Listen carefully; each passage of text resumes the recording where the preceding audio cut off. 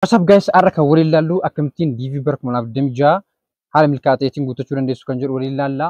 Isa dura foormii isaa ta'uun guutee wantaan isinitti himuu barbaadu tokko wantoonni isin qopheeffachuu qabdan dursitanii suura keessan 600 pikseliidhaan qopheeffachuu qabdu. Inni dabalataa ammoo iimeelii keessan qopheeffachuu qabdu jechuudha. Inni sadaffaan personal information keessan yeroo guutan warreen paaspoortii qabdan akka paaspoortii keessan irratti guutuu qabdu jechuudha. Achirratti barzi deeyii keessan yeroo guutan Gregorian kalendarii ta'uu qaba jechuudha. Akka warra adiitti kan guutan ta'a waan ta'eedhaa fi namoonni baay'een isaan jijjiirrachuun beekta yoo ta'e gara meetaa kalendar jedhu deemuudhaan Google irratti search yoo gootan isarratti haala salphaatiin jijjiirrachuu dandeessu jechuudha. Mee kanaaf amma gara foormii isaa guutuutti waliin deemna. Amma dhuma viidiyoo kanatti na waliin tura DV success ta'e guutachuu dandeessu jechuudha. Viidiyoo kana like akkasumas immoo maatii keenya ta'uun dagatiina subscribe gochuun dagatiina isiniin jenna like share gochuudhaan jalqaba. Amma dhuma viidiyoo kanatti wajjiniin tura soo jalqaba gara web browserii keenyatti Chrome isaa ta'u akkasumas immoo Google irratti warreen bilbilaanis fayyadamtanii kanama PC'n fayyadamaa jira jechuudha. DV bara 2026 jechuudhaan search goona jechuudha. Kanaaf erga DV bara 2026 jennee search bar keenya irratti search goona jechuudha. Page akkana fakkaatu nu dhufa. Pagein kunis immoo Electronic Diversity Visa Program kan jedhu kanarratti jalqaba kan ilaalachuu qabdan USA Department of State kan jedhu ta'uu danda'udha qabachuudha. Kanaaf isarratti cuqaasuudhaan gara peejii isaatti nuti dabarra jechuudha. Asni booddee immoo Welcome to Electronic Diversity Visa Program kan jedhu kanarratti dhufna jechuudha. Asirraa wanti isin argachuu dandeessan entry instruction kamii maaltu barbaachisa kan jedhu asirraa argachuu dandeessu jechuudha. Footoo akkamii akka barbaachisu asirraa ilaaluu dandeessu jechuudha. Fakkeenyaaf footoo example kan mataa isaa danda'e qaba jechuudha. Websaayitiin kun iyyuu so waa'ee footoo irratti gaaffii qabdu taananii asumaan gara footoo instruction jedhu kanarratti tuquudhaan footoo akkamii akka ta'e baruu dandeessu jechuudha. Mee kanaaf nuti kallattumaan gara foormii isaa guutuutti waliin dabarra jechuudha. Bigan entry ishii jettu kanarratti tuqaasuudhaan gara foormii guutuutti dabarra. Erga bigan entry ishii jettu irratti tuqaasnee kan nuti argannu fuula kana jechuudha. Fuula kanarratti akkuma argaatii jirru authentication code bakkan jettu kana haala booksii sana keessatti arginu sana bifa booksii sana keessatti mul'atuun guutuu danda'udha qabdu jechuudha. Alfaabeetiin isaa guddaa yoo ta'e yookiin immoo qubetti xiqqaadhaan barreeffamee yoo jiraate akkuma sanatti lakkoofsa yoo qabaate akkuma achirratti booksii sana irratti agartan irratti barreessuu danda'udha qabdu jechuudha. Erga isa barreessitanii submit jechuudhaan gara fuula biraatti dabartu. Mee kanaafan amma kan koo kan nan guutaa.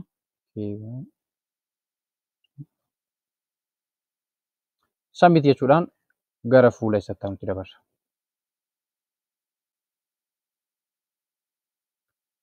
Amma gaarota keenya kan isin argaa jirtan fuula kanadha. Steepiiwwan 14tu jira jechuudha. Steepiiwwan 14 kun tokko tokkoon isaanii jiru jechuudha. Steepii tokkoffaarratti personal information keenya yookiin immoo maqaa keenya guunna jechuudha. Yeroo DV guunnu maqaa nuti jalqabarratti yookiin immoo last name inni jedhee kun jalqabarratti nu dhufu kuni maqaa kayyuu keenya ta'uu danda'udha qaba jechuudha. Maqaa kayyuu keenya ta'uu danda'u qaba. First name ni jedhamu maqaa kan keenyaati jechuudha. Maqaa keenya guunna. Kanaaf ana guutee isinitti agarsiisaa jira. Middle name bakka jettu kanatti maqaa abbaa keessaniiti kan isin guuttanii. Steepii lammaffaan immoo genderii filattu jechuudha. Meelii yookiin fiimeeliidha. Kuni waan salphaadha. Steepiin sadaffaan birth dateedha. Birth date kana seeraan guutuudha qabdu. Keessumaa warreen paaspoortii qabdan birth date keessan akka paaspoortii keessan irratti akkasumas immoo maqaa keessan illee akka paaspoortii keessan irratti guutuu danda'udha qabdu jechuudha. Fakkeenyaaf kan koo ni guutu.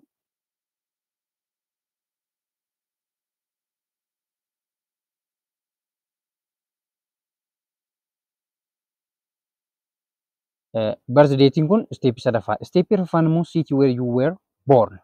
Bakka jiraattan yookiin immoo bakka itti dhalattan sana bakkuma itti jiraattan sana guutuu jechuudha. Keessumaa bakka birth certificate keessan bahee guutuu danda'udha qabdu jechuudha bakka jiraattan sanadha.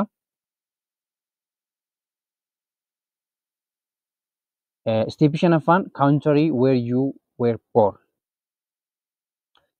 Biyya itti dhalattan yookiin immoo biyya jiraattan guutuu nuti Itoophiyaa keessa jirra waan ta'eef Itoophiyaa jennee guunna. Warreen biyya biraa jiraattan immoo Itoophiyaa guutu. Gara gadiitti garuu bakka isin Itoophiyaa ittiin guunneen jira jechuudha warreen biyya biraa jiraattan. Garuu Itoophiyaa keessa warri jirtan Itoophiyaadhuma guutu. Steepii jaffaan country of eligibility for the DV program. Biyyoonni eligibility guunna jiru garuu Itoophiyaan immoo hin guutu waan ta'eef yes yoo biyya eligibility guunne ta'e immoo noo jettanii biyya keessa jiraattan sana guutuu jechuudha. Kanaaf nuti Itoophiyaan eligibility qabdi waan ta'eef yes jennee dabarraa. Steepii inni taanuu fi inni torbaffaan immoo internet photography. Amma dhagaaseen footoo qopheeffatan sana piikseelii 600 kan ta'e footoo qabu sana bakka kaawwachan diskitooppii keessan haa ta'u any file smartphone keessan irra soo jiraate bakka sanaa choose new photo bakka jettu kana cuqaasuudhaan footoo keessan deemtanii filattu jechuudha. Kanaaf footoo keessan bakka faayila keessan keessa jiru keessa filattaniitu open itti jettu suura keessan akkasitti mul'isa jechuudha. Steepiin 8ffaan immoo mailing address jedha. Mailing address kana keessatti address waanii bakka jiraattan sana magaalaa jiraattan guutuu dandeessu. Address tuun optionalidha. City town immoo bakkuma jiraattan guutuu city town kanas. District country kan jedhu kana state jirtan yookiin immoo magaalaa jirtan guutuu dandeessu. Postal code warra Addis Ababa jirtan 1000 guutuu dandeessu. Warreen immoo magaalota biraa jirtan immoo magaalonni baay'een waan hin qabneef yoo qabaattan gaafatanii guutuu dandeessu. Yoo hin qabne ta'e immoo no postal code jettanii darbuu dandeessu jechuudha. Yookiin immoo 00 guutuu dandeessu jechuudha. 00 guutuu dandeessu. Inni jirra jiru 8ffaa keessaa inni jirra jiru 8ffaan steepiiwwan dheedhaa amma jiitti qaba. Inni kaawuntarii siin filachiisa jechuudha. Ammas kaawuntarii filattu. Kaawuntariin Itoophiyaa guunnaa. Steepii 9ffaa irra geenye jira jechuudha. Steepii 9ffaan immoo country where you live today jechuun biyya amma iddoo jiraattu jedha.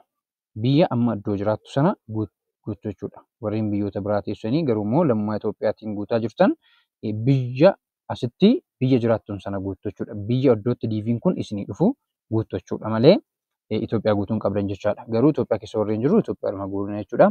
Optionalii jedha phone number step 10 garuu optionalii akka optionaatti ilaaltan isuun qabdanii bilbila Itoophiyaa keessaa kan ta'e guutuu danda'udha qabdu jechuudha.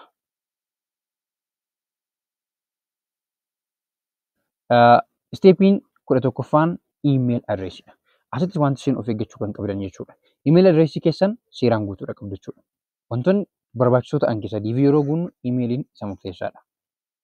Kanaaf emailii keessan isa sirrii ta'e bakkeewwan lamaan kana A fi B kana irratti emailii wal fakkaataa danda'e guutuu danda'u qabdu jechuudha.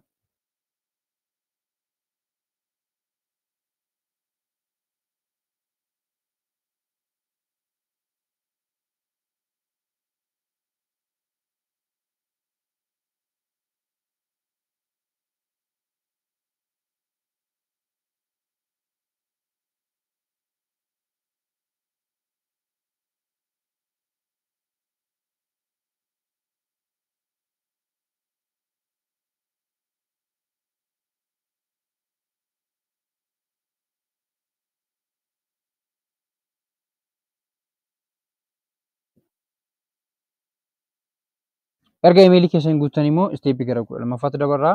Steepiin 12ffaan ragaa barnoota keessan immoo yookiin immoo leevelii barnoota keessanii ragaa barnoota keessanii osoo hin taane leevelii barnoota keessanii isin gaafata. What is the highest level of education you have achieved as of today?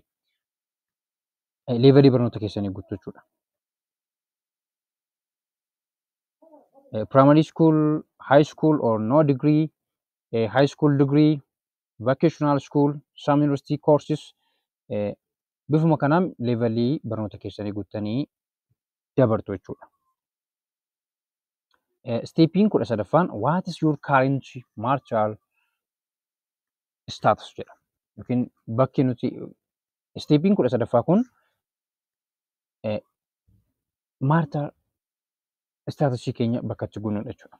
Fuunee jiru ta'e married, fuuneen jiru ta'e immoo unmarried, divorced, widow, legally separated wantoota kana filannoo kana keessa seen kan amma staatusiin keessan irra jiru guuttanii dabartu jechuudha.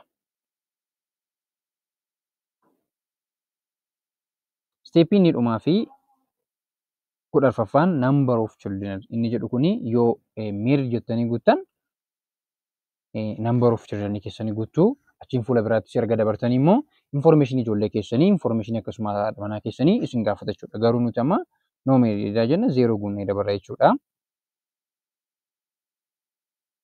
Kanaaf continue jenna. Continue jennee gara fuula itti aanutti dabarra jechuudha.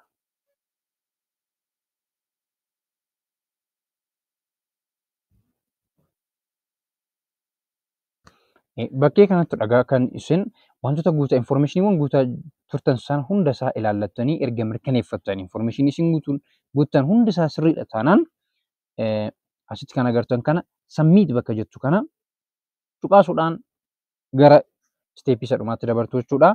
Garuu immoo wanti isin guutan keessaa kan hanqina qabu yookiin immoo kan sirriin taane jiru taanaan go back to part 1 jettanii duubatti deebi'uu dandeessu jechuudha. Yoo sirumsaa balleessuu barbaadan immoo cancel entry bakka jettu kana tuqaasuudhaan gara duubatti deebi'uu dandeessu jechuudha. Submit jennee mee ilaalla jechuudha.